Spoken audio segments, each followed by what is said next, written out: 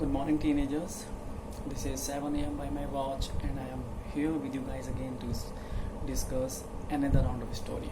So, today's story is based upon a movie called Now You See Me Too. I have added it in the description if you want to watch it. Watch it. This is a wonderful movie to watch. So, there was a magician named Harry Houdison.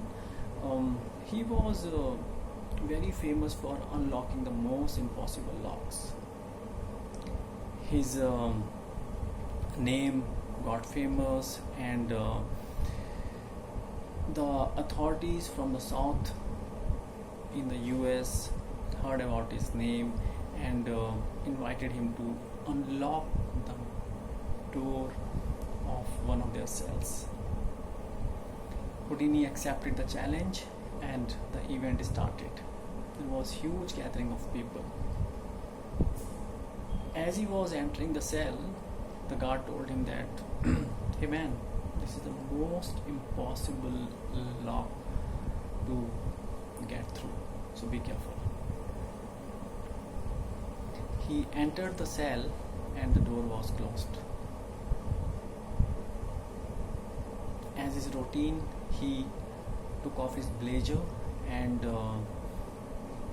the belt and took out a small steel bar from his belt, with the help of which he used to unlock the doors. He was very confident of doing it since he had done it for quite many times. As he started, after 15 minutes he realized that something is not working well. After half an hour, he started losing his mind, and by 1 hour he was completely phased, because that is the time by when he should have completed this job. And in anger he thrust open the door, and to his surprise the door went open, because it was never closed. And the story is over. So now, why he could not open this door when the door was not really locked? Where the door was locked? So the door was locked in his mind. It was nowhere locked. He didn't take a pause. He always thought about his past successes and did not change his tactics to the current situation. Remember, the guard told him when he was entering the cell, hey man, this is impossible to break. And as the time progressed, that thought of impossibility started clouding his mind. And then that's how he failed in his job, which he should have done very easily, because the door was never locked. But what he was trying to do is that he was trying to apply a tactic which should have been applied in a locked door, not an unlocked one. Right? So what I have gathered from this story is that there is a process or a problem, you can say, called overthinking. Humans are perpetual overthinkers. You know, we have 70,000 thoughts running in our head throughout our day. Approximately one thought a second. This is the magnitude of thought. So now let's talk about what we all think. We think in two ways. We think about the past events, we think about the future events.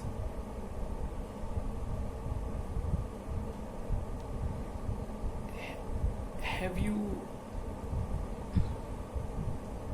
ever have a friend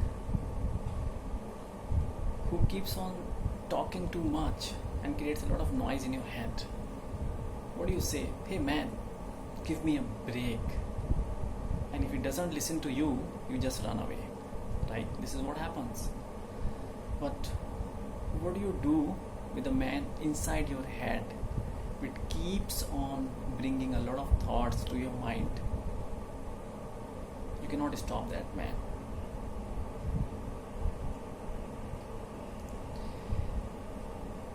So I would like you to imagine two movies in your mind. In one movie, a deer is being chased by a lion and she is running for her life. After being chased for a while, fortunately, she got her life back.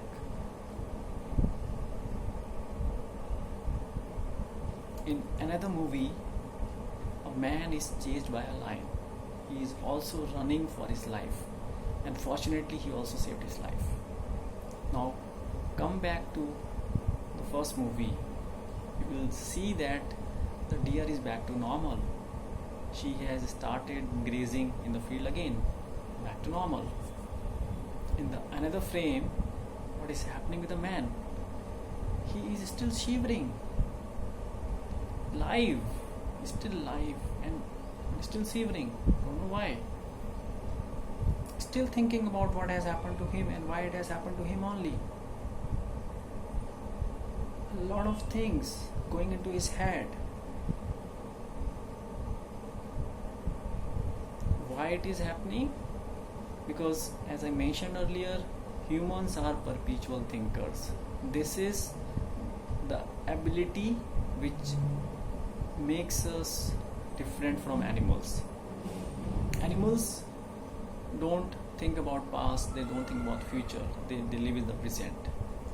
Humans have the capability to think about the past and to think about the future. So we have got this capability from our ancestors as the period of evolvement happened over the course of many years, wherein we use this capability of thinking to solve a problem.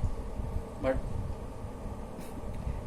in the current world, it has become a problem for us, because most of the time what we think is that a negative thinking. So let me give you another example. So imagine you are going to a birthday party. You met many friends and you are enjoying a lot. You came across one of your friend and he talked in a bad tone to you. What will happen? Think about it. Either you will talk to the person or talk to your friend, which doesn't happen in most of the cases, or you will start thinking in your head. And as you dwell on that thought, because that is a problem, that person was not expected to talk to you in that tone. You had never expected that thing from that person. So now there is a problem, right? So as you dwell into that problem, what will happen is that your head will bring lot of related events to help you solve that problem. From the past, if you have had similar instances, or if you had similar information from some of your friends or some other people, all those set of events will start getting into the wall of your head. The purpose is to solve the problem. You will start thinking about the future things as well. But I'm not going to talk with this person again in my life.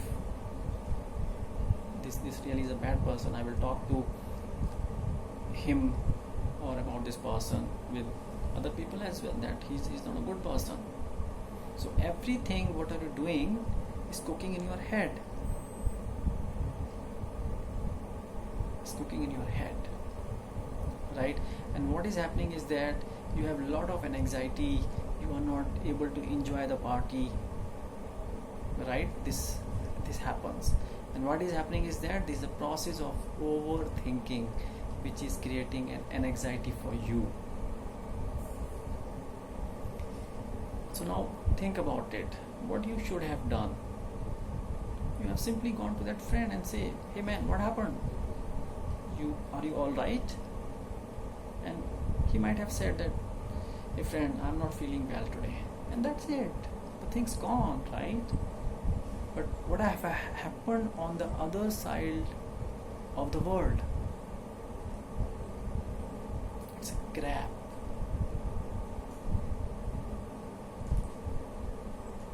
So be in the present movement. So all the stories that I have talked about tells you that you have to get into that animal spirit in your head of being into the present movement. Always try to enjoy the present movement. We always wait for a perfect situation to happen before we take any action.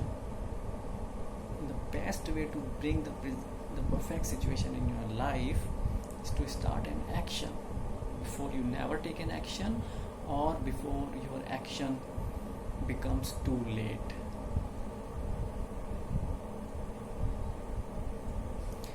It's a very simple process.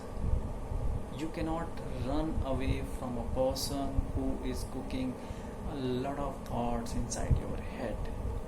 It's a process. You cannot control it because our mind is wired that way. If you have a problem, it will give you solutions from the past. It will give you a vision for the future to help you solve the problem, because that's how we humans are wired, right? But that's not the way of thinking in every situation. So do not let your thoughts become your reality, because you are not what you are thinking. You are a different person altogether. It's just that something is cooking in your head, and that is leading to behave you differently. That's not the way, right? So few things you have to think about it.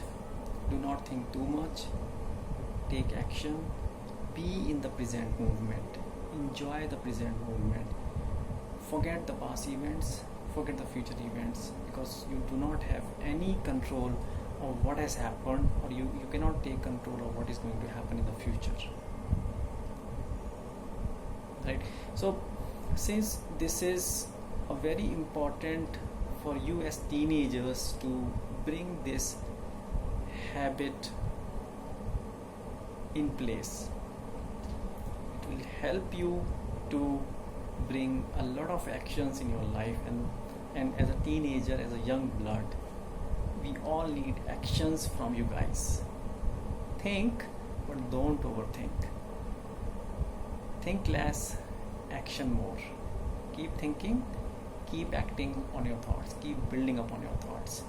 I will be creating another video on this one, because that is an important topic to discuss, and I would like to elaborate a little bit upon it.